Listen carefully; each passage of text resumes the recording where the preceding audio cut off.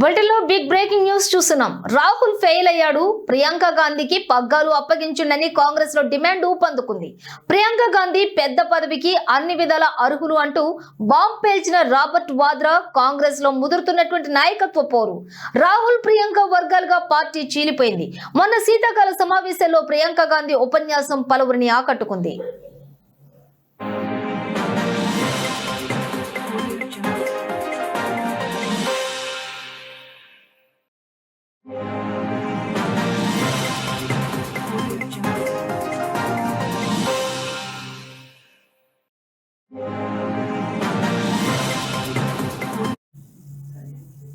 అయితే రాజకీయంగా కీలక సమయాల్లో రాహుల్ గాంధీ విదేశీ పర్యటనలో బిజీగా ఉండటం, కాంగ్రెస్ సీనియర్ నాయకులకు కూడా చాలా సార్లు అందుబాటులో ఉండకపోవటం, ప్రచారం చేసిన ప్రతి చోట కాంగ్రెస్ ఓటమి పాలవటంతో సహజంగానే కాంగ్రెస్ శ్రేణులో ఆయన నాయకత్వం పట్ల వ్యతిరేకత పెరుగుతోంది.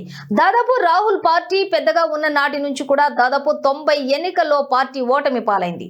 రాహుల్ తరచూ అందుబాటులో లేకుండా పోవటం, పార్టీకి సమయం ఇవ్వకపోవటం వల్ల పార్టీ సీనియర్ నాయకత్వం అసంతృప్తిగా ఉన్నారని, వారు ప్రియాంక గాంధీని తెర మీదకు తేవాలనుకుంటున్నారని సమాచారం.